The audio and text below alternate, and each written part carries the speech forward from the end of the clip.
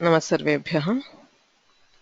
अद्य तिङन्तप्रक्रियायां पञ्चपञ्चाशः पाठः, जनवरी मासस्य 10 दिनाङ्कः। येनाक्षरसमाम्नायमधिगम्य महेश्वरात् कृत्स्नं व्याकरणं प्रोक्तं तस्मै पाणिनये नमः। वाक्यकारं वररुचिं भाष्यकारं पतञ्जलिं पाणिनिं सूत्रकारं च प्रणतोऽस्मि मुनित्रयम्। अदादिगणस्य अयं तृतीयः पाठः। किञ्चित् पुनरावर्तनं कृत्वा अनन्तरम् अभ्यासं पश्यामः। अदादिगणः धातुपाठे द्वितीयः गणः। कर्तरि शप् इत्यनेन औत्सर्गिकः शप् विकरणः भवति।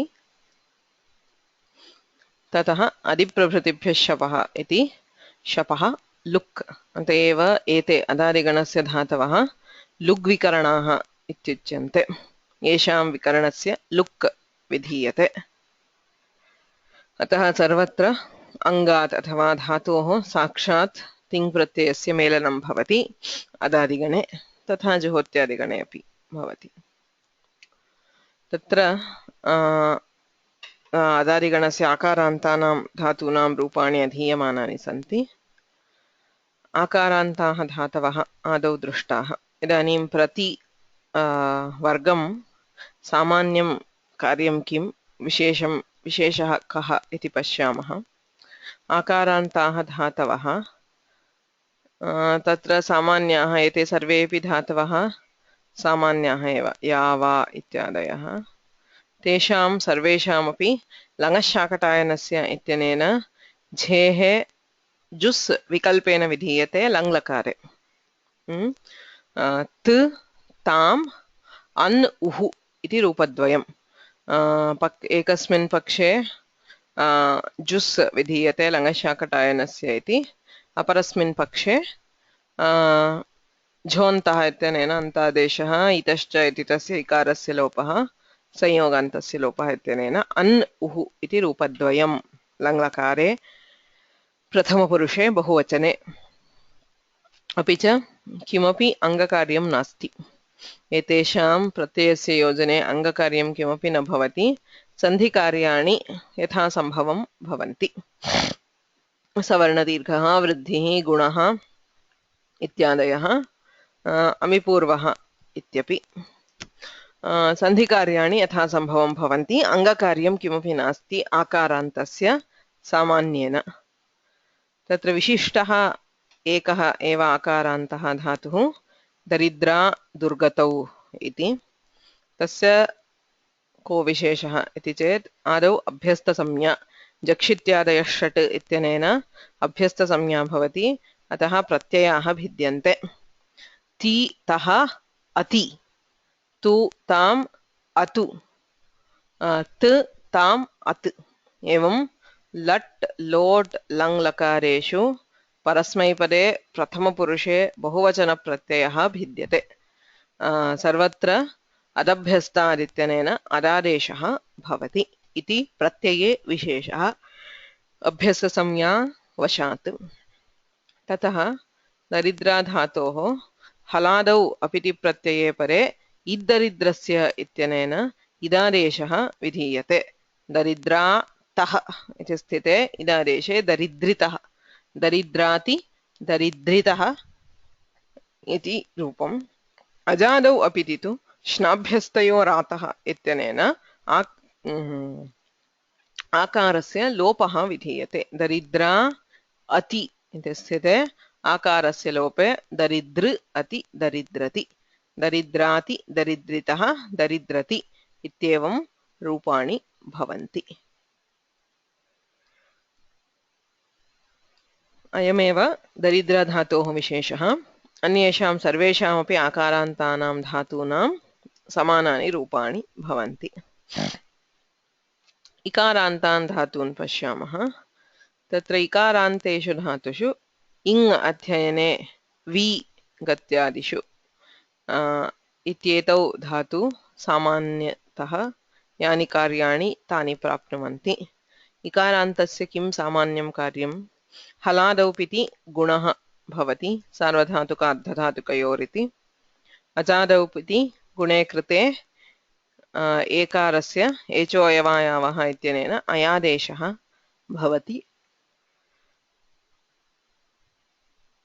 हलादौ अपिति किमपि कार्यं न भवति अजादौ अपिति इयङादेशः भवति एकाचः धातोः यदि धातुः एकाच् तर्हि एरने अचिष्णुधातुभ्रुवां योर् इयङु मङौ इत्यनेन इयङादेशः यदि धातुः अनेकाच् भवति तर्हि अनेकाच् असंयोगपूर्वः अन्ते विद्यमानः इकारः असंयोगपूर्वश्चेत् एरनेकाचो असंयोगपूर्वस्य इत्यनेन यण् भवति एतद्वयं सामान्यकार्यम् एतयोः धात्वोः एतान्येव कार्याणि भवन्ति इङ् अध्ययने इति नित्यम् अधिपूर्वः धातुः तदपि स्मर्तव्यम् तत्र विशेषाः बहवः धातवः इण् गतौ इति धातुः तस्य इणो यण् इति सूत्रेण अजादौ अपिति इयङादेशं बाधित्वा यणादेशः विधीयते इणो यण् एति इतः यन्ति अत्र तु इयङादेशः भवति अत्र यणादेशः इणो यण् इति सूत्रेण इक् स्मरणे इति धातुः नित्यम् अधिपूर्वः तस्य इण्वदिक इति वक्तव्यम् इति वार्तिकबलेन तस्यापि यणादेशः भवति एति इतः यन्ति अध्येति अधीतः अधीयन्ति सो इण् गतौ इति धातोः यानि रूपाणि तेषामेव रूपाणाम् अधि इति उपसर्गस्य योजनं क्रियते इक् धातोः रूपसाधनार्थम् इङ् अध्ययने इति धातुस्तु आत्मनेपदी अतः अधीते अधीयाते अधीयते इत्यादीनि रूपाणि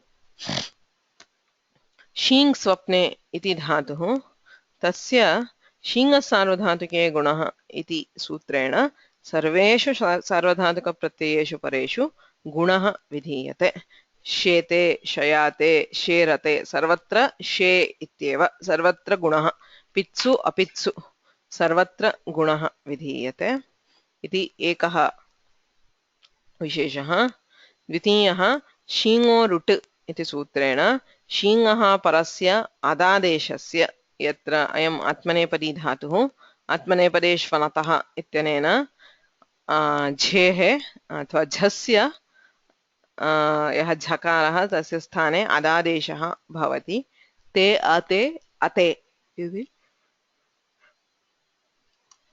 तत्र तस्य रुडागमः रुट् इत्यनेन रेफः आगमः विधीयते अतः शेते शयाते शेरते शेतां शयातां शेरताम् अशेत अशयाताम् अशेरत इति त्रिषु स्थलेषु रुडागमः अन्यत्र सर्वेषु प्रत्ययेषु परेषु शीङसार्वधातुके गुणः इति सूत्रेण गुणः अयं शीङ् धातोः विशेषः अन्यानि कार्याणि समानानि भवन्ति दीधिङ् वेविङ् इति धातुद्वयम् एतौ छान्दसौ धातु अर्थात् वेदेषु एव दृश्येते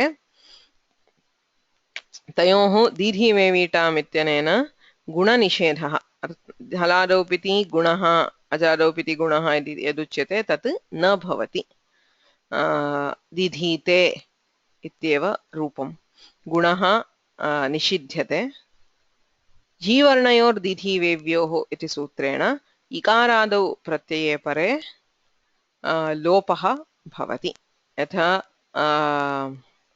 ईत दीधी ईत इति स्थिते ईकारस्य लोपे दीधीत दीधीयातां दीधीरन् इत्यादीनि रूपाणि इकारादौ प्रत्यये परे धातोः लोपः अन्यत्र गुणनिषेधः अर्थात् गुणः न भवति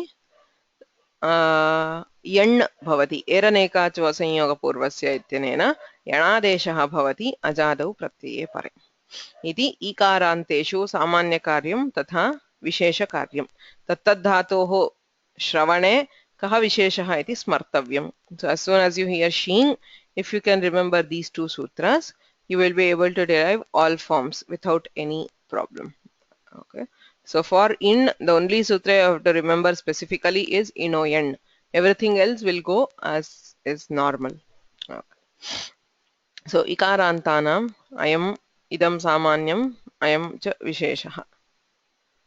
ततः उकारान्ताः धातवः तत्र एते सर्वे सामान्यतः उकारान्ताः यूणु क्षु क्ष्णु क्ष्णु द्यु षु कु ह्नुङ् इति आदौ एते सर्वे परस्मैपदिनः ह्नुङ् इति एकः आत्मनेपदी हलादौ पिति उतो वृद्धिर्लुकि हलि सर्वेषामपि उतः उकारान्तस्य धातोः वृद्धिः भवति हलादौ सार्वधातुक प्रत्यये अतः गुणं बाधित्वा सो यथा इकारे तथा उकारेऽपि गुणः प्राप्तः सार्वधातुक अर्धधातुकयोरिति तं बाधित्वा अनेन सूत्रेण वृद्धिः विधीयते सर्वेषामपि उकारान्तानाम् अतः यौति नौति क्षौति क्ष्णौति स्नौति द्यौति इति सर्वेषां भवति अजादौ पिति तु गुणः उतो वृद्धिः लुकि हलि हलादौ एव वृद्धिः अजादौ गुणः अवादेशः यो आनि यवानि नवानि क्षवाणि इत्यादि हलादौ अपिति किमपि कार्यं नास्ति यौति युतः युतः युतः अजादौ अपिति उवङादेशः अचिष्णुधातुभ्रुवाम् इत्यनेन युवन्ति यु अन्ति युवन्ति यौति युतः युवन्ति यौषि युतः युथ यौमि युवः युमः इत्यादि तत्र त्रयः विशेषधातवः सन्ति ऊर्णुञ् आच्छादने रुशब्दे तथा ष्टुञ् स्तुतौ इति एतेषां रूपाणि अद्य पश्यामः ततः पूर्वं गतवर्गे कश्चित् अभ्यासः आसीत् अदादिगणस्य धातूनां तान् पश्यामः अत्र एतेषु वाक्येषु अदादिगणस्य धातुम् अभिज्ञाय रूपं साधनीयम् okay. I can try. Yes, you can start. Okay, yanti devavrata devan madbhakta yanti mamapi yanti या प्रापने लट्लक प्रथम पुरुष बहुवचन परस्मैपद या लट या शप जी then ya ji with the adi pradibhyah shap look shap gets look then ya plus anti jontah then you get yanti yanti akasvarne dirghah akasavarna dirgha yanti you want next one should I do okay yes you can do two because there are asya vivrim okay vasanaha udakam pada apuhu I think apuhu is the thing pa rakshane lang आ प्रथम पुरुष बहुवचन परस्मै पद पा lung then at pa ji lang lang ring show data at you get then a pa shap ji then you get a pa ji with adi pradibhya shap look will come then a pa us lang shakatanayasya so you get us then you get a apuhu usi apadantasya you get pararupam of us so you get apuhu usya padantat iti pararupam so you have apa and jhe sthane langashakatayanasya ityena jus adeshah so you have apa us usya padantat iti pararupe apus rutva visargayoh apuhu okay thank you Ravichananji so here the first sentence is from the Bhagavad Gita. As you know, yanti devavrata devan devavrataha devan yanti so those who are dedicated to other gods they reach ya prapane so they reach the other gods madbhaktaha mam yanti my devotees come or reach me okay that is what he says so first I should make a disclaimer right at the beginning so there are several Vedic sentences from in this so of those I cannot give you the complete meaning so I just got them for the dhatu rupa because most of the dhatu rupas you find a greater variety in the Vedas rather in the not common literature so in such cases I can only give you vague meaning or sometimes not even that so we will go with shabda pramanakaha vaiyakarana so here it is udakam pada apuhu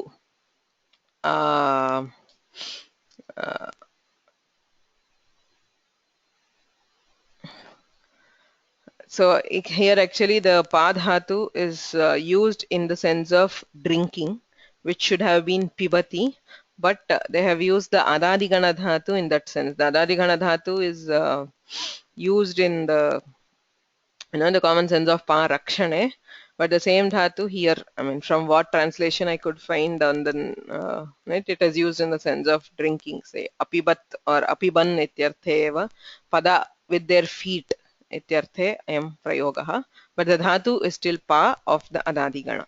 Okay. I was trying to find the meaning of that. I couldn't. I said, how can he be protecting with udakam? But I thought No. maybe I didn't know. In Veda, I mean, you find these variations with meaning. So they have used the pa dhatu lugvikarana in the sense of drinking, in the sense of the pa pane. Papani. So Okay. Thanks. yeah. Okay. So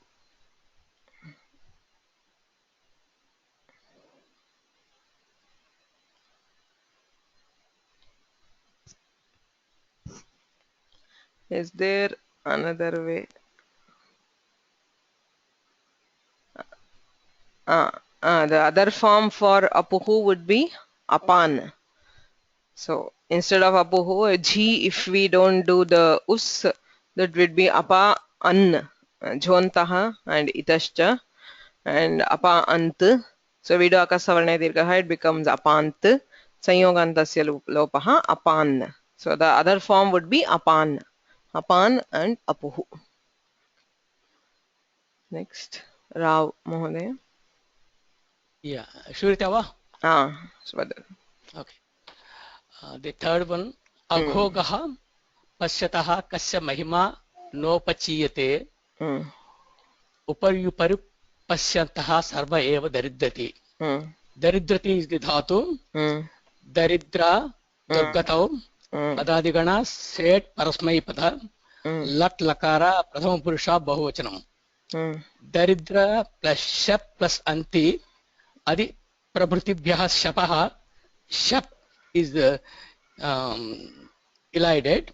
Daridra plus a plus There is no it's deleted. So daridra. no, sorry. No, daridr plus a plus ati. I broke the daridra into daridra and a. Okay. Daridra plus a plus ati. Adastabhyastat abhyasta sanya. Daridra plus ati snabhyastaro stayorataha. The a is elided. And then daridra plus ati daridrati. Final version. So daridra durgato lat prathama purushe bahuvachane jhi pratyayah. So you have daridra shap jhi, shap goes, so daridra jhi, jhe sthane adabhyastaditi jakshityadaya shat iti abhyasta samya adabhyastadityanena jhakarasya sthane adadeshah. So you have daridra ati shnabhyastayorataha iti akarasya lope daridr ati daridrati. Next. Thank you. Next one, please. I mean, you can take the two Oh, each. you want me to? There are quite Okay. few. The fourth one is daridrataha. Daridritaha. Daridrita. Nedanim Shatrayakhendrau na vibhito na daridrataha. I think it is from Ramayana. That's what I heard. After Ravana is killed. Yes. Bhattikavya. Ravanavadham. But okay. Daridrataha. Daridra durgatau adadigana set parasmaipadi lat lakara prathama dvivachanam. Daridra plus shap plus tas adi prabhutibhyah shapaha vikarnasya lupaha. Daridra plus tas iddaridrasya. Darid plus a is changed to e and then tas. Daridri tas sajashoruhu visargaha daridritaha. Samyak. So daridra shap tas. So daridra tas iddaridrasya ityanena haladau apiti idadeshah. So daridri tas ratva visargau daridritaha. So adhodha pashyatah kasya mahima nopachiyate. This is a subhashita. It says like if you are always looking downwards, it is in the context of giving and taking. So if you are looking downwards, it means you are giving. So adhodha pashyatah, seeing downwards, kasya mahima na upachiyate, whose greatness does not increase. Upachaya is to vriddhi. Uparyupari pashyantah, but seeing upwards, that is looking upwards, trying to get something from somebody. Sarvaha eva daridrati. You become more and more poor or wretched. So sarvaha daridrati. Sarve eva daridrati. Sorry, not sarva eva. So yeah, sarva eva. There are two ways of splitting it. You can either split it as sarvaha eva or sarve eva. In case of sarvaha eva, I mean just tangentially, if you remember the sandhi, it will be sarva r eva, and then you have hashicha. Sorry, huh. Eva. So abho bhago agho apurvasya yoshi. So you get the yakara sarvay eva, and then you have the lopa. So by lopa shakalyasya, so you have sarva eva. Okay, that is if you have it, take it as sarvaha eva. So if you are taking it as sarve eva, so you have echo ayavayavaha, so sarva eva, and again the yakara is deleted, sarva eva. So in both cases you end up with sarva eva. So you can decide it only by looking at the kriya pada. Since the kriya pada is bahuvachana, it has to be sarve eva daridrati, not sarvaha eva. Okay. So uparyupari pashyantaha sarve eva daridrati. So the next one, as he remarked, is from the Bhatti Kavya, that is Ravanavadha. After Ravana's death, there is the lament on Ravana's death. Na idanim shakra yakshendrau. Idanim, now that Ravana is dead, shakraha is Indra and yakshendraha is Kubera. So na bibhitaha, they are no longer afraid. Na daridritaha, and they are no longer poor. When Ravana was there, he had taken away all the riches from both Indra and Kubera. So na daridritaha, they are no longer poor. Ityarthe prayogaha. You can see, I mean, when you're looking at Bhatti Kavya, more than the meaning, you have to look at this. As you can see, both these are in bibhitaha. If you remember from the Juhotyarigana, it is bhiyonyatarasyam. So daridritaha is iddaridrasya.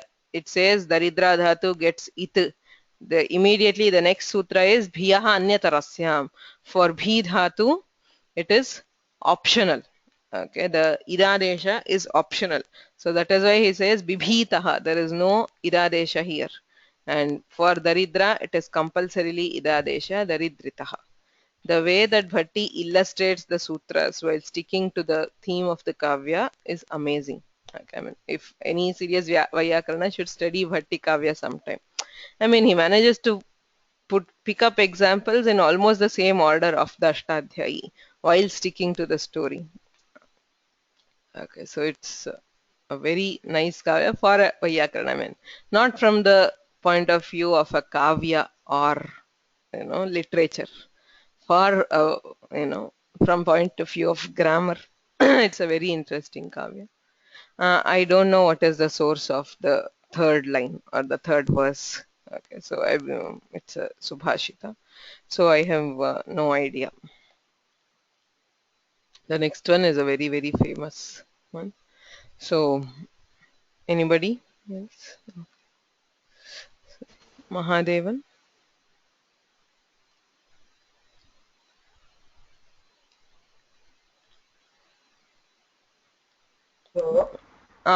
Vadatu. श्रूयते Shruyate. आनो भद्राः क्रतवो यन्तु विश्वतः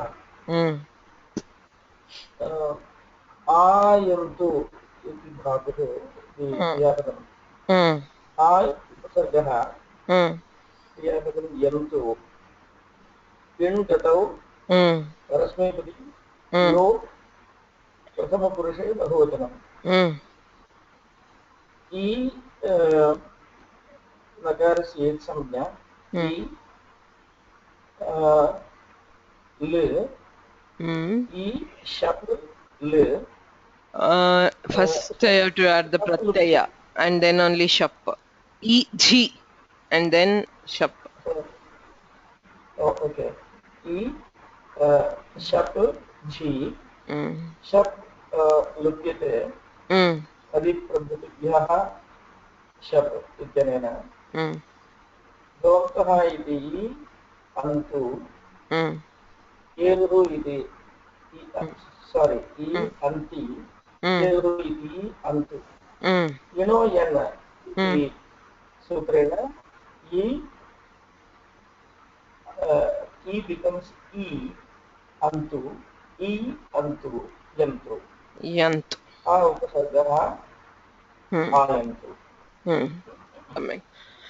Next one. तस्मात् धिया वरुण दूरमायम्. आयम् इति क्रियापदम्. अत्रापि धातुः यण् गतौ परस्मैपदी लङ् उत्तमपुरुषे एकवचनम्. E ल तस्य तिवादयः ई मित् ई शप् मित् शप् लुप्यते ई मित् अस्तस्तमिपान्तं कामः ई अम् आजडादीनाम् इति आ ई अम् सार्वधातुक आर्धधातुकयोः इति आ ए अम् आयम् एचोयवयवः आयम्. You have a am. आगस्ट् ऐ अम् एचोयवयवः आयम्. So always in Langlakara the rule is first Angakarya, then Atascha, then other Sandhi. So you have a, e, am. Okay. So first e ityasya sthane ekarah saha tad Angakaryam sarvadhatukadhatukayoh iti gunaha. So a, am. Now Atascha will overrule all other Sandhis because it is specific to art. Okay, first it is varnad angam baliyah. Varnakaryadapi angakaryasya balavatam. Ataha adav angakaryam. Tataha varnakaryayor madhye. Should we first do a plus a or should we do a plus am? Okay, so when you have done it, atascha will overrule. So first we do atascha. So it becomes I am. Tataha echo evayamah ityanena ayadeshe ayam iti rupam. So the first, both these sentences are from the Vedas. Ano bhadrah kratavoyantu vishyatah, a very, very, very famous quote from the Rig Veda. So bhadraha kratavaha. So bhadra is that which is auspicious. So auspicious thoughts. Ayantu. So in the Vedas, this is one feature which is seen. The upasarga need not be immediately preceding the dhatu. In Laukika usage, it is compulsory to have the upasarga immediately before the dhatu, whereas in the Vedas it can be anywhere. Okay, chandasi vyavahitepi te prag dhatoho te upasargaah prag dhatoho ityuchyate, kintu chandasi vyavahite api vedeshu vyavahitaah, they can even be somewhere, anywhere. Okay, so we can still join them to give the meaning. So ayantu, let them come. So agachantu ityarthah. So tasmad bhiya varuna. Inoyan will not work here because inoyan is for the apit pratyayas. This is a pitta pratyaya am. So we do not have inoyan. Okay. Inoyan overrules only the yang adesha. In this is a parasutra sarvadhatuka ardhadhatukayoh. So pitsu gunaha eva bhavati apitsu yan. Tasmad bhiya varuna duramayam. I do not know the context. It just means tasmad. Therefore, bhiya, because of fear, varuna, hey varuna, I came far. Duram ayam, or I went away. Far. I went far away. Ityarthaha. Ayam means I went. Okay. Next, anybody else Let's try the exercises. Would like to try now at hand. If you want, I can open the PowerPoint where we have the, revised it. This one. Yes.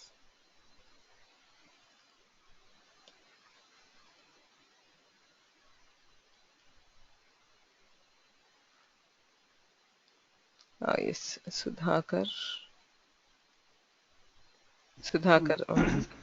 Yeah, can you hear me? Yes. The seventh one. Adhaha yat paramam brahma sanatana ye shrotriya akamahata adhiyuhu. Here adhiyuhu is the kriyapadam. Ik smarane parasmaipadi diling lakaraha pratham purusha bahuvachanam. So prayoge adhi purvaha adhi iti is preceded by adhi. E with alantyam kakarago. G is the pratyaya from tiptas. Jerjus and usyapadantat yanena e yuhu and adhi plus e yuhu will become adhi yuhu with kasavarne dirgha.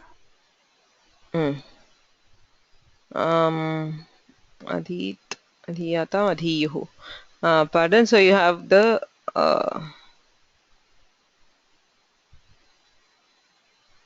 E yuhu. Okay, the yasut, right? Yeah, fine. Next one. So the next one, sa manasa atmanam adhyait. Adhyait iti kriyapadam parasmaipadi lakarah pratham purusha ekavachanam. E and tip from tiptas G. Langlakare odd ajadinam ityanena a e tip. Again I think it will become I tip and then I halan itascha ityanena it's ikara lopaha ait adhi plus ait adhyait. So both these adhi ait, adhyait. You have the yanadesha.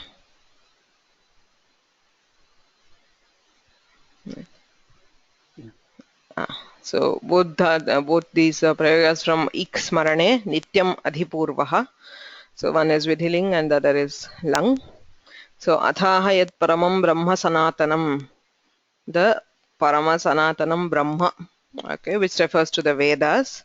Ye shrotriyaha, those scholars, akamahataha, without any desire or any selfishness, adhiyuhu, those who remember that. Okay, so adhiyuhu iti. And the eighth one is samanasa atmanam adhyait. He remembered the soul or atman with his mind. Samanasa atmanam adhyait, or he meditated upon ityarthe prayogaha. Adhyait. So you have e dhatu, e and tip. Ti, e ti, e shapti, adipravratibhya shapaha iti shapluki, e ti, adajarinam iti adagamaha. So a, e, ti. So I think he left one step. So it becomes itascha iti ikarasya lope a, e, t, and then you have to apply sarvadhatuka ardhadhatukayoh dugana. So a, t, and then atascha. So ait, always angakarya before atascha. So first guna a, t, then आडजारीनाम इति वृद्धिः ऐत् अधि ऐत् इकोणचि इति अणादेशे अध्यैत्. Okay, समनसा आत्मानम् अध्यैत्. So next, Himanshu Mahodaya. So why am I not able to unmute you?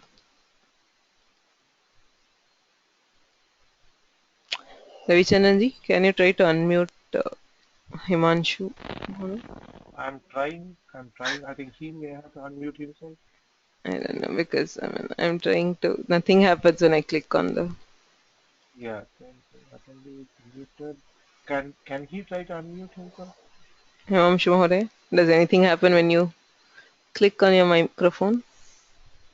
Looks like we are unable to unmute you. I don't know, but the red strike is always for unmuted by the organizer. So I don't know why I'm unable to. I'm trying.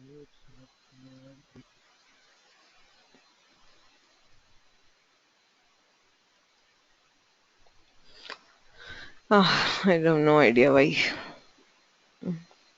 Yes. Anybody else would like to try?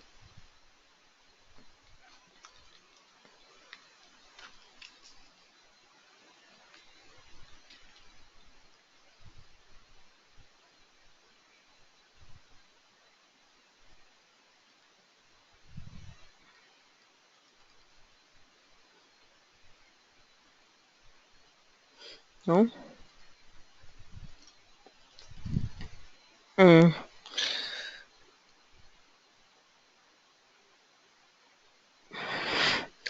So should we go ahead, or should we leave this for the others to try in the next class?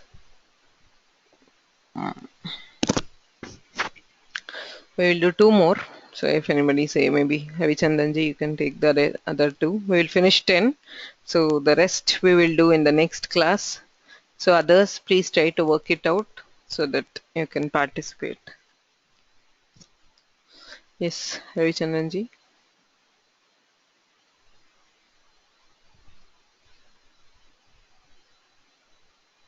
Hello.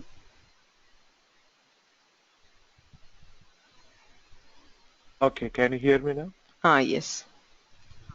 Okay, I think I muted myself. Ah. Okay. Adhishva aputrakaadhishva dasyami tava modakan.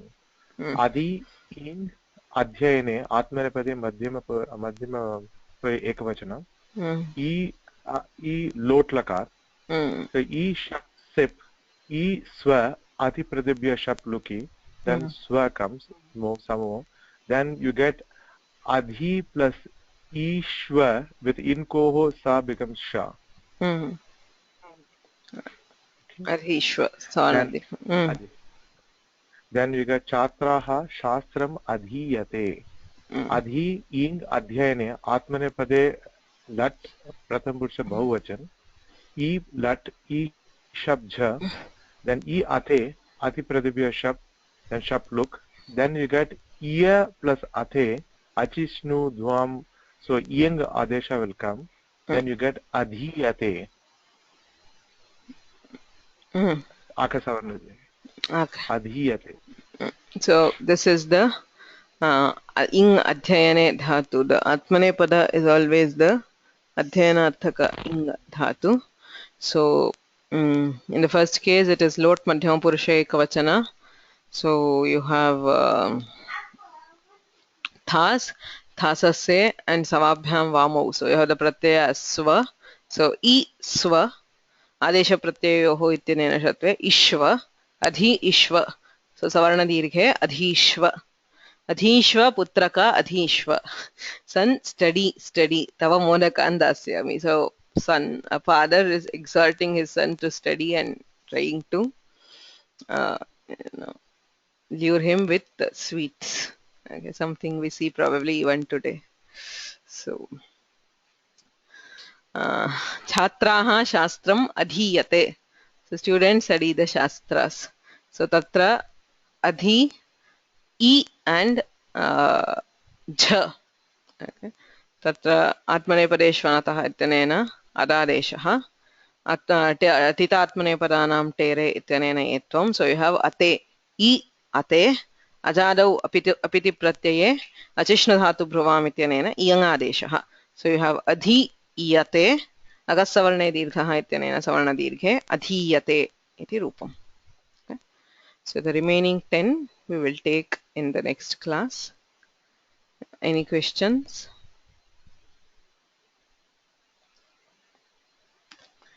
So if not, we can continue with the other dhatus. Yatha drishtam ukaranteshu dhatushu samanyanam रूपाणि रूपसिद्धिः दृष्टा विशेषाः केचन विशिष्टाः धातवः तेषां रूपसिद्धिं पश्यामः ऊर्णुञ् आच्छादने इति धातुः तत्र एकं विशिष्टं सूत्रमस्ति ऊर्णोतेर्विभाषा इति सप्तमाध्याये तृतीयाध्याये इदं सूत्रं सप्तमाध्याये प्रथमपादेपि अस्ति ऊर्णोतेर्विभाषा इत्येव सूत्रं किन्तु तत्र प्रकरणं भिन्नं लुङ् लकारे तस्य प्रयोगः अत्र तु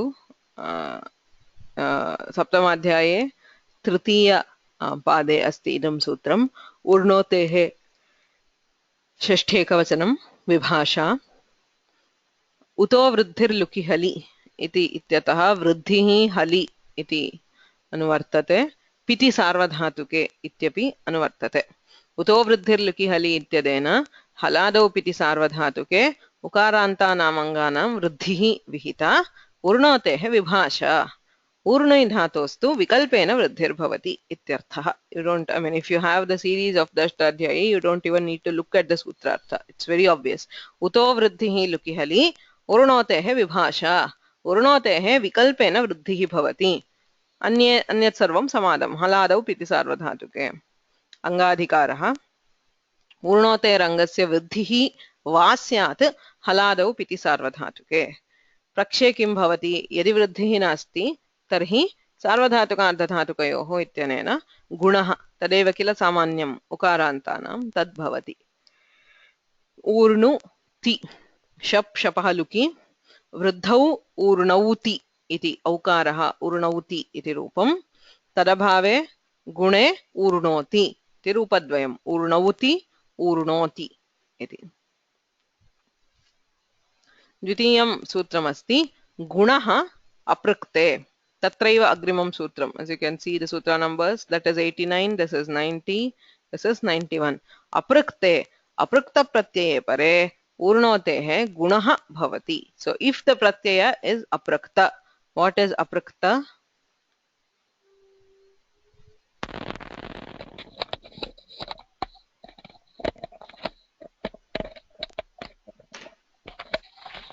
एकः अपृक्तः एकाल प्रत्ययः अपृक्त एकाल प्रत्ययः इत्यनेन a single letter a pratyaya which consists of a single letter is called aprakta. So if you look at the pit pratyayas pit sarvadhatukas there is t and s, right? So halgya sorry itascha ityanena ikara lope t s iti etadvayam apruktam. Okay. So aprakta pratyaya pare gunaha bhavati अर्थात वृद्धिः न भवति इत्यर्थः. There should have been optional वृद्धि and guna. So instead if it is aprakta there will be only guna इत्यर्थः अस्य सूत्रस्य.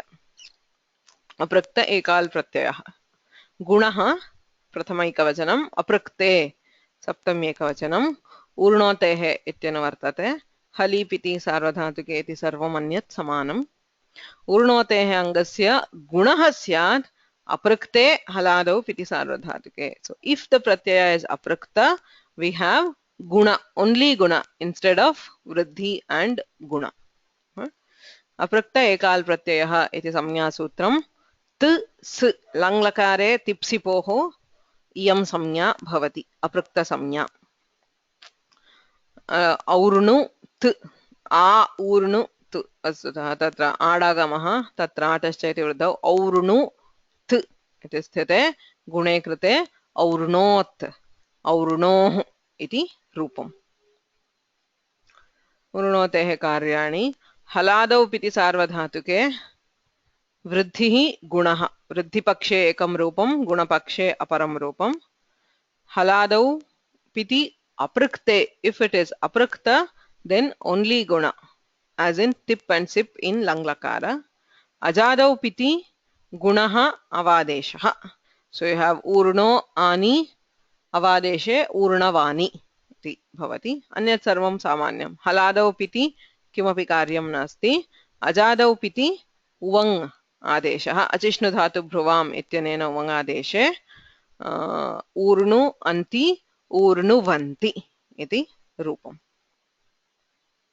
तदा हलादौ पिति वृद्धिः गुणः इति रूपद्वयं वृद्धौ ऊर्णौ ऊर्णौति ऊर्णौषि ऊर्णौमि तदभावे गुणे ऊर्णोति ऊर्णोषि ऊर्णौमि इत्यादि अजादौ गुणः भवति अवादेशः ऊर्णवानि ऊर्णवाव ऊर्णवाम और्णवम् हलादौ पिति किमपि कार्यं न भवति ऊर्णु इत्येव ऊर्णुतः ऊर्णुथः ऊर्णु अन्ति अजादौ पिति अचिष्णुधातुभ्रुवाम् इत्यनेन उवङ्गादेशः ऊर्णुव् अन्ति ऊर्णुवन्ति इति रूपम् अत्र एकः प्रश्नः ऊर्णु ऊर्णुञ् इति अनेकाच् धातुः किल इति सत्यं किन्तु इकारान्तेषु एव एरनेकाचो असंयोगपूर्वस्य अनेकाचः इकारस्य इकारान्तेष्वेव अनेकाचः अङ्गस्य यण् भवति उकारान्तेषु ओः सुपि सुप् प्रत्ययेषु एव उवङ् भवति तिङ् प्रत्ययेषु क्षम्यतां सुप्रत्ययेषु एव यण् भवति सुप्रत्ययेषु यण् न भवति उकारान्तेषु एकाच् वा भवतु अनेकाच् वा भवतु तिङ् प्रत्यये परे उवङ् एव सुप्रत्यये ओ सुपि इति अग्रिमं सूत्रम् एरनेकाचो असंयोगपूर्वस्य ओः सुपि उकारान्तानां सुप्रत्ययेषु परेषु यण् भवति यथा from the dhatus when you are deriving the subantas if you read the ukarantas there you get yan but here even though it is anekach it will be wang. So anybody wants to try the forms of urnoti?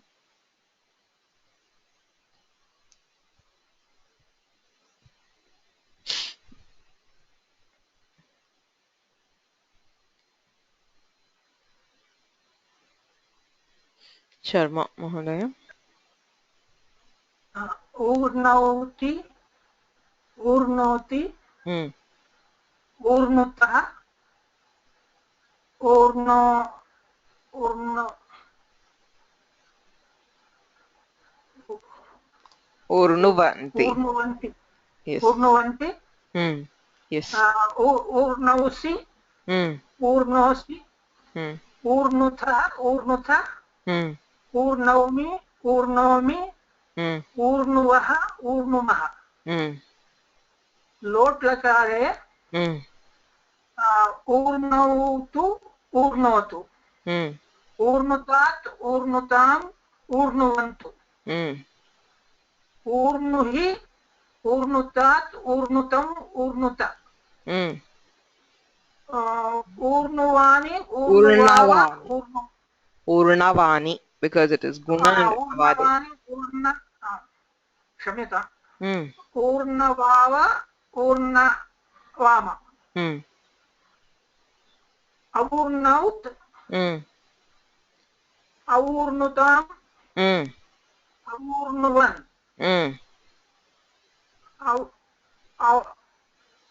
अऊर्णोः अऊर्णुतम् अऊर्णुत अऊर्णुवम् अऊर्णवम् अऊर्णवम् अऊर्णव अऊर्णम और्णुव और्णुम no this guy is not there ऊर्णुयात् ऊर्णुयाताम् ऊर्णुयुः ऊर्णुयाः ऊर्णुयाताम् ऊर्णुयात ऊर्णुयाम् ऊर्णुयाव ऊर्णुयाम सम्यक् ऊर्णोतेः ऊर्णोतेर्विभाषा इत्यनेन हलादौ पिति वृद्धिः विकल्प्यते इति एकः विशेषः अपृक्तप्रत्यये वृद्धिः निषिध्यते केवलः गुणः भवति इति अपरः विशेषः अन्यत् सर्वं सामान्यम्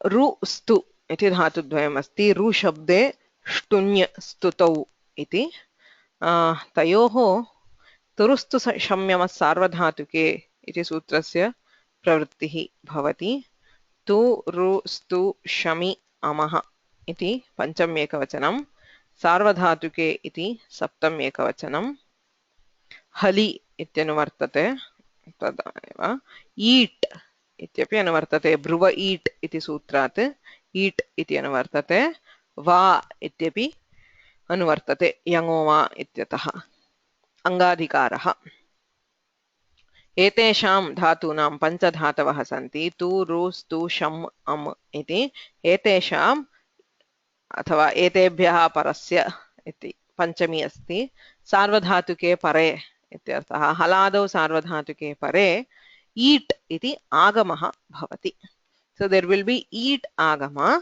when these dhatus are followed by a haladi sarvadhatuka kasya bhavati agamah ईड आगमः कुत्र भवति कथम आगमस्य स्थान निर्णयः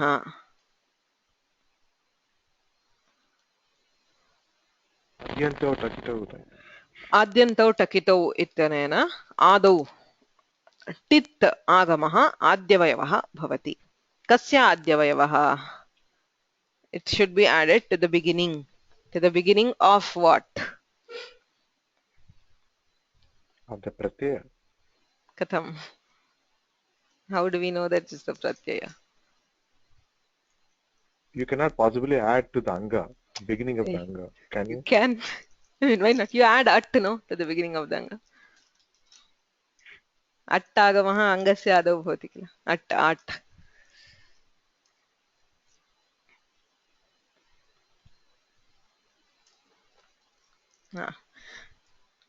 so beginning of whatever it is mandated to correct so yasya uchyate that is sthaninah generally if there is a shashti nirdishtasya sa eva sthani tasya adyavayavah bhavati there should be shashti okay only when you have the shashti vibhakti you can decide what is the sthani sthaninah adau va sthaninah ante va ityeva sarvada prashnah okay, the problem here is because we don't see any shashti. Okay, so there is panchami on turustha shamyamaha and there is saptami on the sarvadhatuke. Okay, so both of these are nimittas. So turustha shamyama there should be these dhatus and the sarvadhatuka. Tarhi kasya bhavati? Don't you have that this thing like panchami will override saptami or something like that? Yes, that is what I am looking for. Ubhaya nirdeshe saptami panchami nirdesho baliyan iti paribhasha asti. उभयनिर्देशे यत्र पंचमी सप्तमी उभयोः निर्देशः अस्ति तत्र पंचमी निर्देशः बलीयान् that is panchami will retain its meaning that is followed by so tasmat parasya ityarthah so the saptami will take on the meaning of shashti so this is a common paribhasha we use it in many cases okay, even in sandhis or anywhere so panchami if there is both panchami and saptami you cannot do any karya without the shashti sthaninam vina kimapi karyam na bhavati so then we retain the meaning of panchami saptami will be converted to shashti atah सूत्रार्थः कः तुरुस्तु शम्यमः परस्य हलादेः सार्वधातुकस्य ईड् आगमः स्यात् so that is how we decide that it is for the pratyaya and not for the anga so turu ityadinam angat parasya haladehe sarvadhatukasya va ईडागमः स्यात् so sarvadhatuka pratyayasya adau eat iti agamah bhavati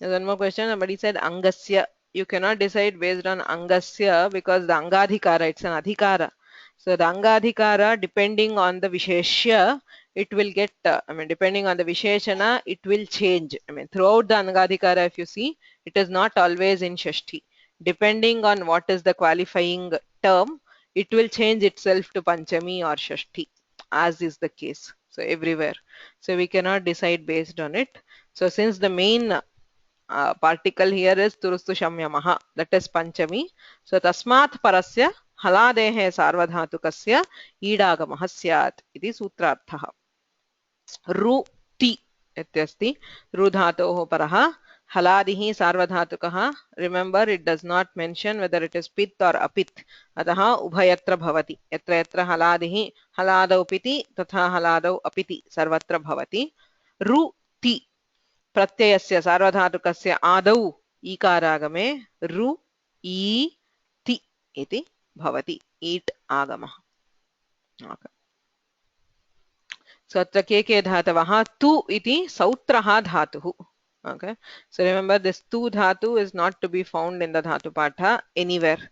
So there are some such dhatus which Panini mentions in the sutras, but they are not found in any version of the dhatu patha. So those cases we consider it as a sautra dhatu. Okay, so tu is a sautraha dhatu. Ru shabde shtuny stutau shamu upashame ama gatyadishu iti etesham dhatunam ayam धातुभ्यः परस्य सार्वधातुकस्य ईडागमः भवति. शर्मा महोदय प्रश्नः अस्ति अस्ति अत्र सर्वधातुके we have made it into षष्टि अत्र षष्टिस्थाने योगः न वर्तते क्षम्यतां षष्टिस्थाने योगः षष्ठी निर्दिष्टस्य स्थाने सत्यं तद् भवत्येव तत्तु आदेशस्य विषये एव षष्ठी स्थाने योगः षष्ठी स्थाने योगः अनन्तरं तस्यैव विषये अलवन्त्यस्य ङिच्च इति सर्वम् आदेशस्य विषये अत्रापि षष्ठी निर्दिष्टः एव स्थानी तत्र सन्देहः नास्ति स्थानसम्बन्धः किन्तु यत्र आगमः तत्र स्थानिनः आदौ वा अन्ते वा इति प्रश्नः पुनः शिष्यते एव. So even if you decide it is a sthani, since it is an agama, you are not replacing the this one. So you are adding to it. So you still have to decide whether you have to add to its beginning or to its end. तस्मिन् इति आदौ आद्यन्तौ टकितौ इत्यनेन आदौ टित्वात् आदौ भवति. टित्वात् आदौ.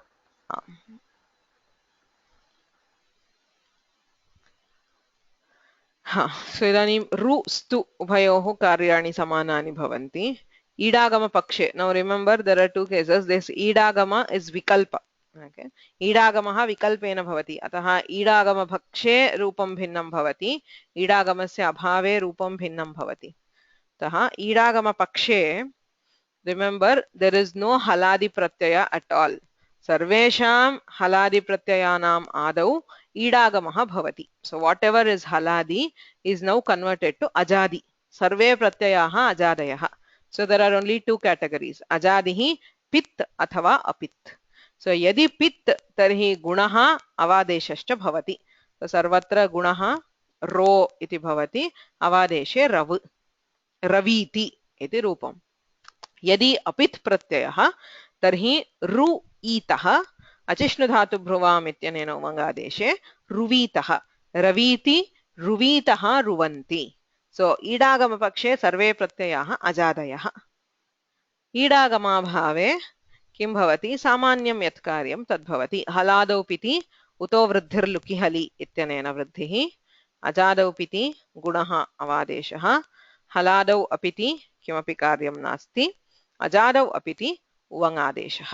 So this is normal what we saw for the other normal ukaranta dhatus tanyeva rupani bhavanti tena saha. Along with those forms you have the additional forms where there is ईडागम for all the haladi pratyayas. ईडागम pakshe kani rupani iti adau pashyamah. So if you can see everywhere you have the e. Wherever the pratyaya was haladi you have e by turustu shamyama sarvadhatuke. Ataha sarve pratyayah ajadayah. Tatra haritavarnena nirdishtaha pit pratyayah अन्ये अपित् प्रत्ययाः. पित्सु गुणः सार्वधातुक अर्धधातुकयोरिति गुणः अवादेशश्च भवति रव इति रूपम्. अपित्सु अचिष्णुधातुभ्रुवाम् इत्यनेन उवङ् रुव् रवीति रुवीतः रुवन्ति रवीषि रुवीथः रुवीथ रवीमि रुवीवः रुवीमः इत्यादीनि रूपाणि. राव् रू धातोः रूपसिद्धिः ईडागमपक्षे रवीति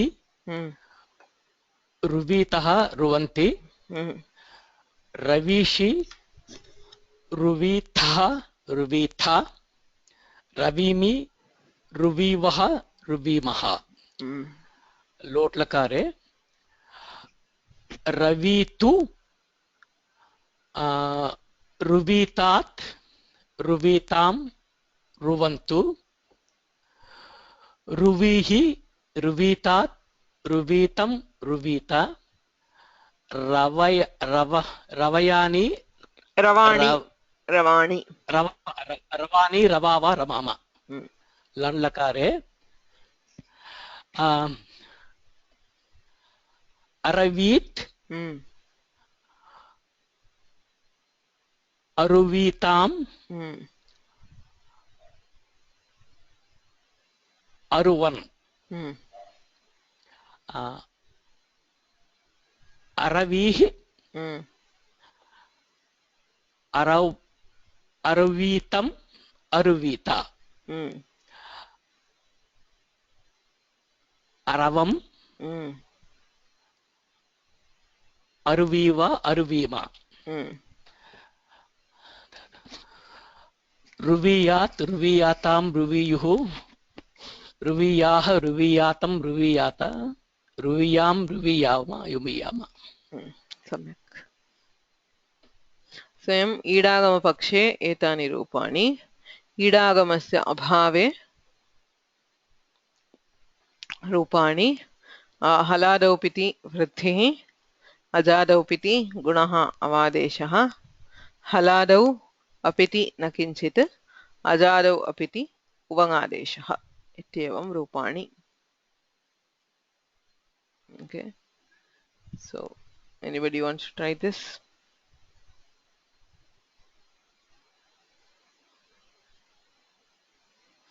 Mahadevan.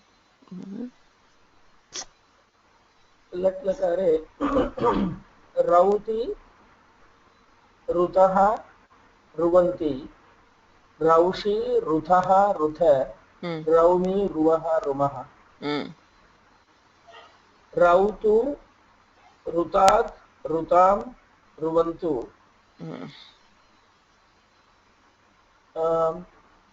is it ruhi ruhi ऋतात् ऋतं ऋत रबानि रबाव रबाम अरौत् अरुताम् अरुवन् अरौः अरुतम् अरुत अरवम् अरुव अरुम रुयात् रुयातां रुयुः रुयाः रुयातं रुयात रुयां रुयाव रुयाम. Very good. So the stu dhatoh api रूपं समानं भवति. स्तौति स्तुतः स्तुवन्ति स्तौषि स्तुतः स्तुतः स्तौमि स्तुवः स्तुमः तस्यापि अतः तत्रापि स्तवीति स्तवीति स्तौति स्तुतः स्तुवन्ति स्तुतः स्तुवीतः स्तुवन्ति सर्वेषु हलादिषु रूपद्वयं स्तवीति स्तौति स्तवीतः स्तुतः स्तुवन्ति स्तवीषि स्तौषि स्तवीतः क्षम्यतां स्तुवीतः स्तुतः स्तुवीथ स्तुथ स्तवीमि स्तौमि स्तुवीवः स्तुवः स्तुवीमः स्तुमः सर्वत्र हलादिषु रूपद्वयम् अजादिषु एकमेव रूपम्. So ru and stu have similar forms. उकारन्तः. So धातुद्वयम् अस्ति अस्मिन् गणे शुङ् प्राणिगर्भविमोचने. So to give birth to इत्यर्थे शुङ् धातुः ब्रून्य व्यक्तायां वाचि वदति इत्यर्थे ब्रून्य धातुः शुङ् धातुः ङित्वादात्मनेपदी ब्रून्य धातुः ङित्वात् उभयपदी. Okay, so these two are the ukaranta dhatus in the gana. तत्र शुङ् धातोः भूसुवोस् तिङि इति सूत्रेण भूसुवोः इति षष्ठी द्विवचनं तिङि इति सप्तमी एकवचनं न इत्यनुवर्तते सार्वधातुके इति गुणः भूसुवोः भूसु एतयोः धातोः सार्वधातुके तिङि when followed by a sarvadhatuka which is ting. Okay? So gunaha na bhavati, there is no guna. So they get guna only if it is say shap. So shap is a sarvadhatuka but it is not ting. So bhu gets guna bhavati. But if it is directly meeting the ting, then there is no guna. Gunaha na bhavati. Sarvadhatuke tingi gunaha na bhavati. Angadikaraha bhusuvor-angस्य गुणः न स्यात् सार्वधातुके तिङि. अभूत् लुङ्लकारे मध्ये सिच् सिचः लोपः. So directly it is meeting the sarvadhatuka ting. Gunaha na bhavati. Abhut ityeva rupam. Su ai ayam sarvadhatuka pratyayah ting pratyayah. So su ai gunaha na bhavati. Gune निषिद्धे उवङ् अचिष्णुधातुभ्रुवाम् इत्यनेन उवङि सुवै इत्येव भवति. अतः अस्य कार्याणि हलादौ किमपि कार्यं नास्ति. पित् अपित् उभयोः कार्यं नास्ति. अजादौ पिति अपिति च उवङादेशः. So very simple. So if it is haladi, there is no karya. If it is ajadi, we do uvanga. So atmanepadi dhatuः ajadi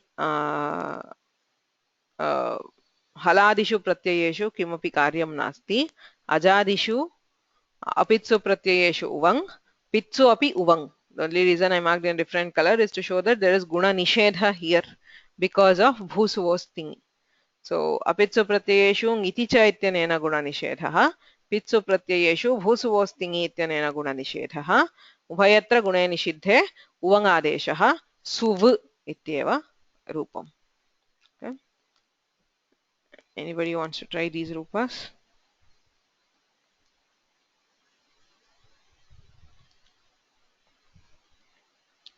Meenakshi.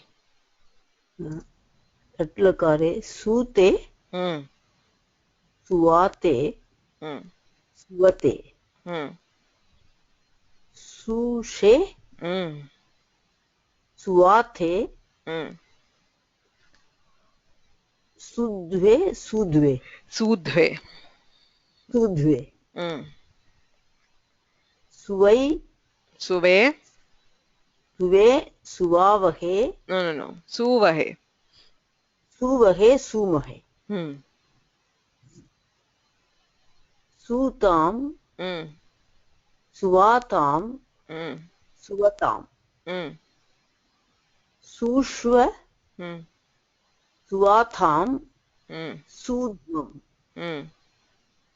सुवै सुवावहै सुवामहै असूत असुवाताम असुवत असुथाः असुवाथाम असुध्वम असुवै असुवि असुवि असुवि असुवि असुवहि असुवहि असुवहि असुवहि सुवीत सुवीयाथाम सुवीरन् सुवीथाः सुवीयाथाम सुवीध्वम सुवीय सुवीवहि सुवीमहि.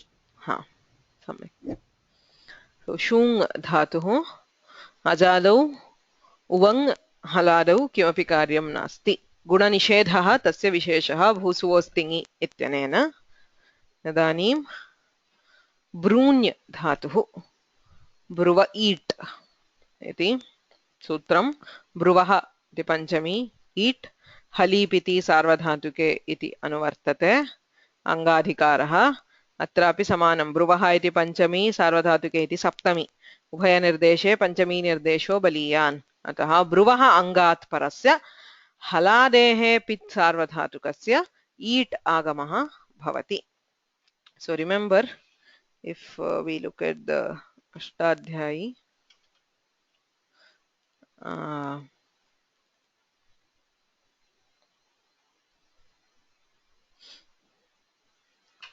you can see that Bruva eat comes before the Turustu Shamyamas Sarvadhatuke.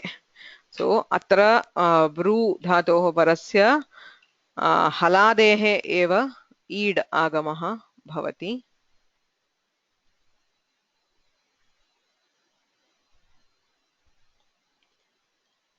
7-3.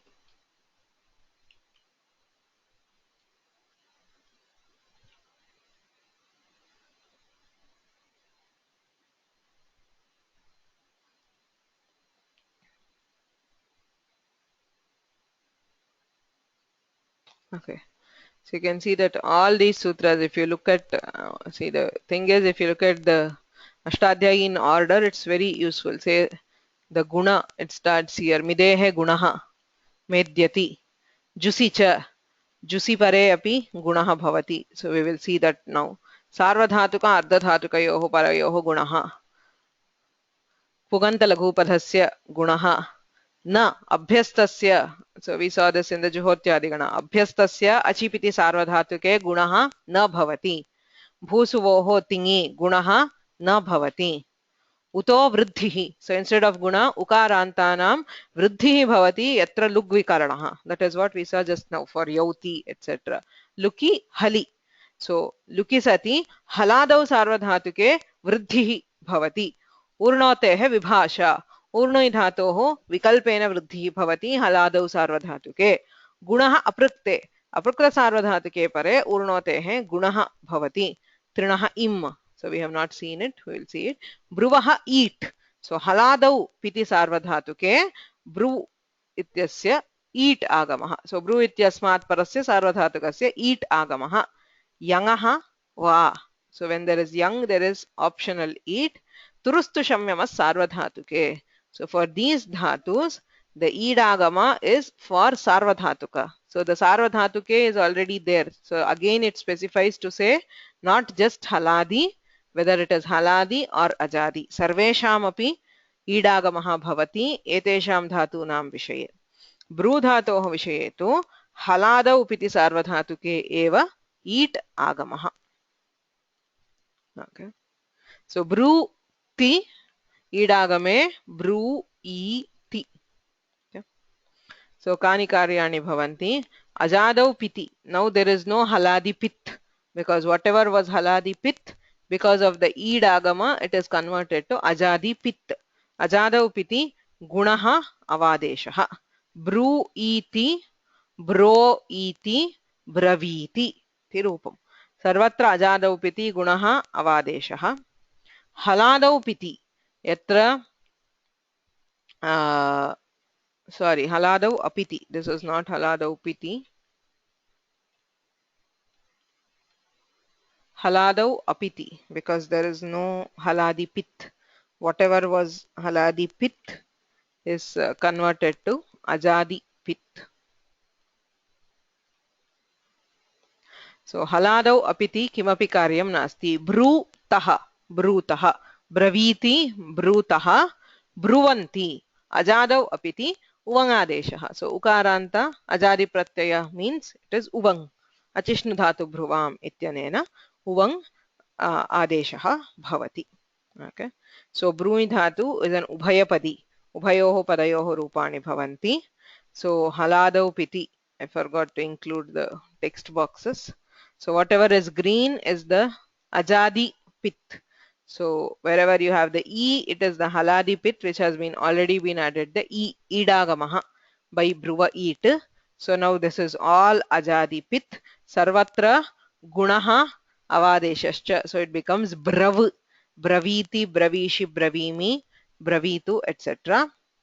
In if it is haladi apit, there is no karya. Brutaha, brute, brushe ityadi. Ajadau apiti uvangadeshaha. Bruvanti, bruvate, bruvate, etc. Okay. So anybody wants to try the forms?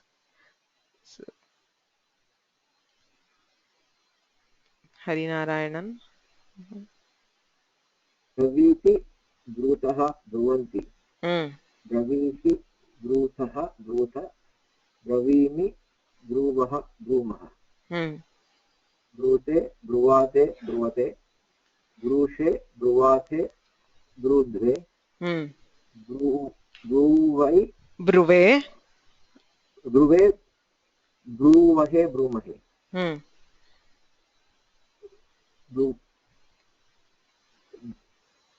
ब्रवीतु ब्रूतात् ब्रूतां ब्रुवन्तु ब्रूहि ब्रूतात् ब्रूतं ब्रूत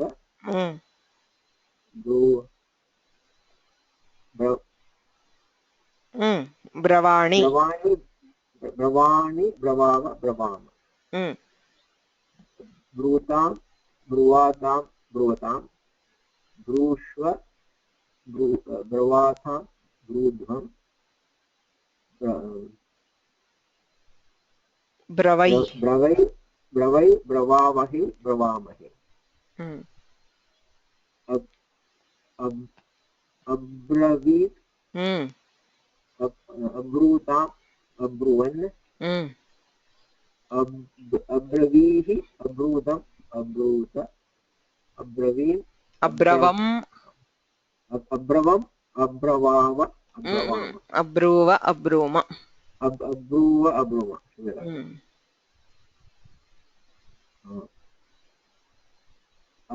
अब्रूत अब्रवाताम् अब्रुवाताम् अब्रुवाताम् अब्रुवत अब्रूता अब्रूताः अब्रुवाथाम् अब्रुवध्वम् अब्रूध्वम् अब्रूध्वम्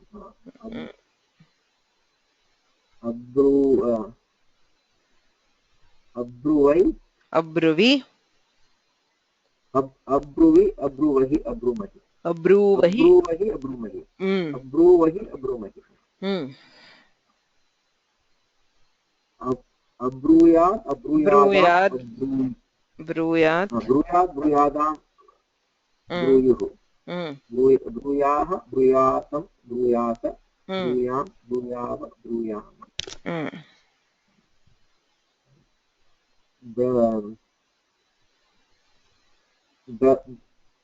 ब्रवीत ब्रुवीत ब्रुवीत ब्रुवीयातां ब्रुवीरन् ब्रुवीथाः ब्रुवीयाथां ब्रुवीध्वं ब्रुवीय ब्रुवीवहि ब्रुवीमहि सम्यक्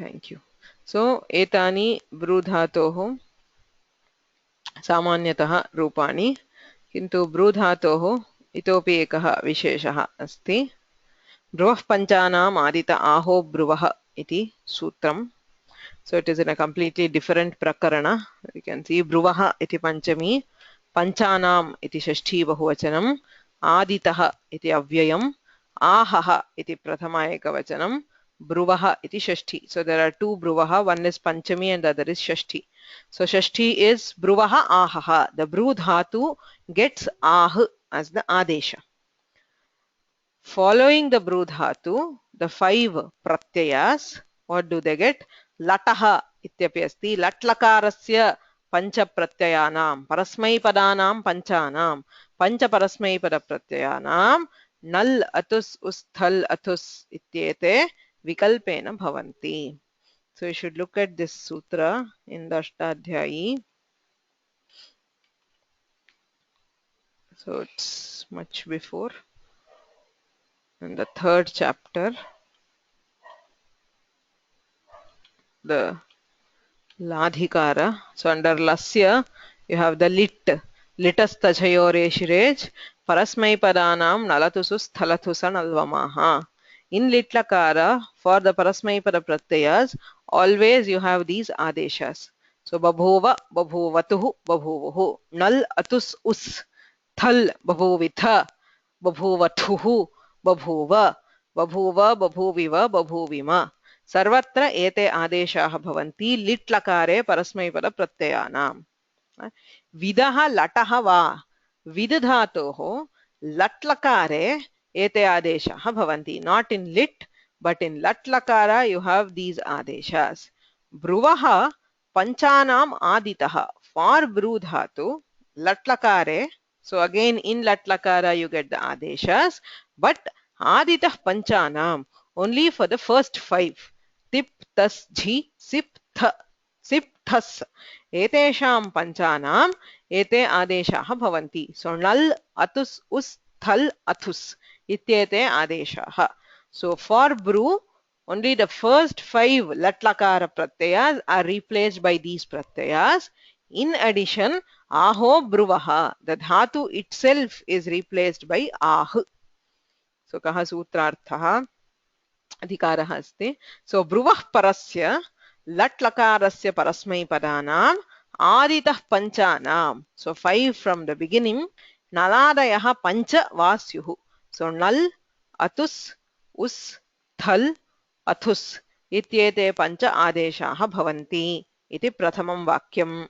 Bruvascha bru iti dhatoः sthane ah ityadeshः. अनेकाल्शित् सर्वस्य इत्यनेन सर्वादेशः the dhatu itself is replaced by ah. किं भवति ब्रूति इत्यस्ति. ति इत्यस्य स्थाने नल्. नलि नकारस्य चुटु इति संज्ञा लकारस्य हलन्त्यमिति अतः अकारः एव शिष्यते. सो प्रत्ययस्य स्थाने अ इति आदेशः. धातोः स्थाने आह इति आदेशः. आह अ आह. So aha sounds like the litlakara form. Aha, ahatuhu, ahuhu. Sounds like litlakara, but it denotes latlakara. So aha means says. Vadati ityarthe aha ityasya prayogah. Braviti ityasyeva aparam rupam aha iti. So there is one more related to the aha. Ahasthaha. Ahaha iti shashti. Thaha iti prathama. Jhali iti anuvartate. Now this ah, when it is followed by a jhal, it gets thakara as the adesha.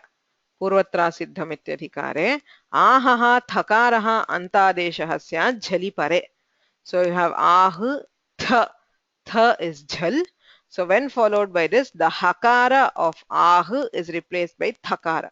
So you get ath, tha. Okay. Then kharicha ityanena thakarasya sthane takare ath iti rupam. So you can see there are 5 pratyayas. The first tip is replaced by null. So bruti becomes ah, aha. Bru tas. Tas is replaced by atus. Null atus. The dhatu is replaced by ah. Ah atus. Ahatur ahatuhu. Us. Null atus us. Ah is the same. So ah us ahur ahuhu. Bruvanti ityarthaha. Vadanti ityarthaha ahuhu. Bru si. So null atus us thal. So you have ah tha. Ahasthaha ityanena hakarasya sthane thakaraha ath tha. Kharicha ityanena chartve ath. Bru thas. Nal atus us thal athus.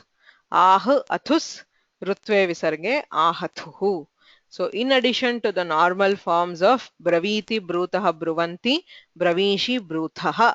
So in addition to those 5 forms, you have an alternate form aha, ahatuhu, ahuhu, atha, ahathu. So don't mistake them to be lit lakara. They are in lat lakara and the dhatu is bru dhatu. There is no dhatu ah. Bru dhato reva lat lakare prathama pancha pratyayeshu dhatoh ahadeshah pratyyanam naladayah adeshah vidiyante. Sutramasti bruvah panchanam adita aho bruvah iti. Okay, so that is about bru dhatu. So you have the normal forms in both parasmay pada, atmanepada. So only these 5 forms in addition you will have. Okay, I am bru dhatuh. Atra ukarantaha dhatavah samaptaha. Rakarantaha eka eva dhatuh asti gane jagr nidrakshaye. So to be awake, to not sleep is jagr. Abhyasta samyakah jakshityadaya shat. So it is in the jakshityadigana. Atah asya abhyasta samya asti. Atah pratyayaha bhidyante. Abhyastangebhyah ye pratyayaha te kartavyah. Tasya karyani haladau piti gunaha jagrti. Gune uran raparaha ityanena raparatve ar jagarti iti rupam.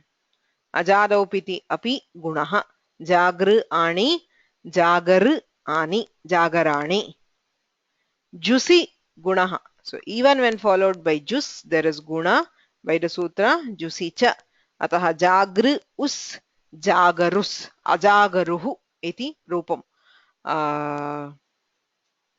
लङ्लकारे प्रथमपुरुषे बहुवचने सिजभ्यस्तविधिभ्यश्च इत्यनेन नित्यं juice भवति तत्र गुणः जुसि च इत्यनेन हलादौ अपिति किमपि कार्यं नास्ति जागृतः अजादौ अपिति इको एणचि इत्यनेन यण् जागृ अति यणादेशेन रेफे कृते जाग्रति जागर्ति जागृतः जाग्रति सो पित्सु प्रत्ययेषु गुणः जागर् जागर्ति जागर्षि जागर्मि जागर्तु इत्यादि अपित्सु हलादिषु किमपि कार्यं नास्ति जागृतः जागृतः इत्येव अजादिषु यण् भवति जागृ अति जाग्रति जुसि even though this is apit जुसि च इति विशेष्यविहितत्वात् गुणः भवति अजागर् उहु अजागरुः so with tip and sip there is guna you have ajagar t so once you do the guna there is hal ajagar okay hal ज्ञाभ्यो दीर्घात् सुतिस्य प्रक्तं हल इत्यनेन प्रत्ययः लुप्यते so you have ajagar तत्र रेफस्य विसर्गः खरवसानयोर् विसर्जनीयः इत्यनेन विसर्गे अजागः इति रूपम् so अजागः अजागृताम् अजागरुः so anybody wants to try the forms of jagr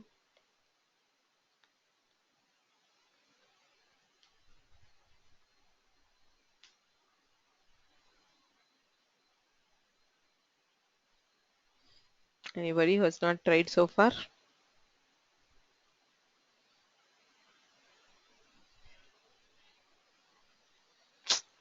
I'm still unable to unmute you, Himanshu Mahodaya. I'm very sorry. I don't know why it is.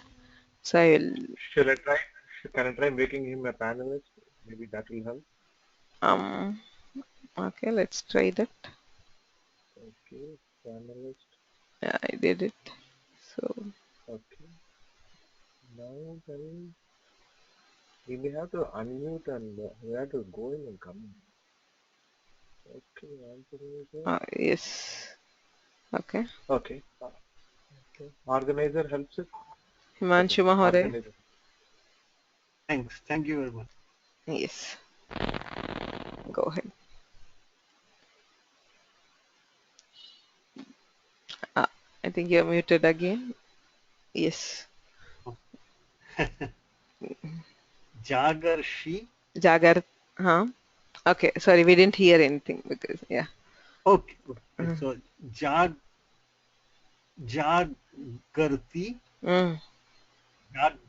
Jagratah. Sorry. Jagarti. Jagratah. Jagrati. Jagrati. Jagrati. Jagarshi. Jagrithah. Jagritha. Jagarmi. Jagrivah. Jagrimah. Jagartu. Jagritat. Jagritat. Jagratu. Jagrihi. Jagritat. Jagritam. Jagrita. Jagarani. Jagarava. Jagrama. Ajagah. Ajagritam. Ajagaruhu.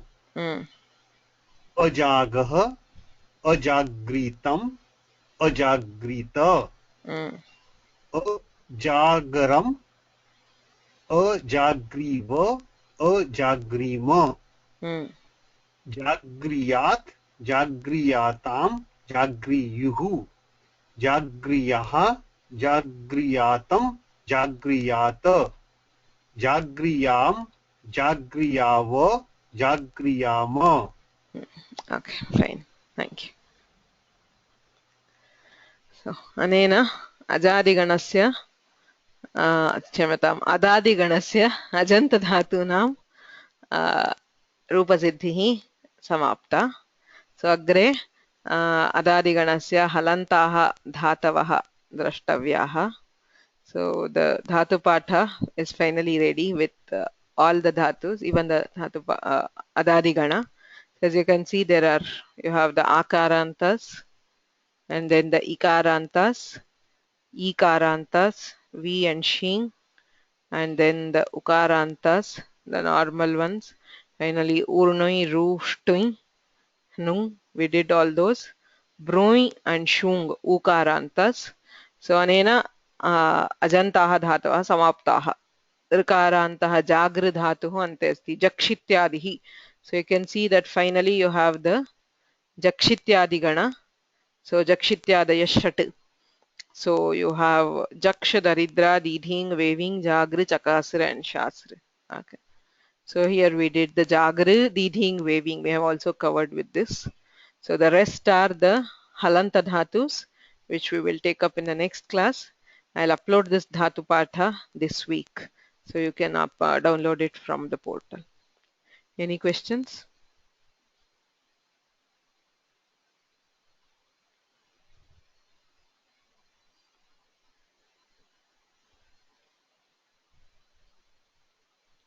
So we'll stop here. येनाक्षर समाम्नायम् अधिगम्य महेश्वरात् कृत्स्नं व्याकरणं प्रोक्तं तस्मै पाणिनये नमः. वाक्यकारं वररुचिं भाष्यकारं पतञ्जलिं पाणिनिं सूत्रकारं च प्रणतोऽस्मि मुनित्रयम्. Thank you.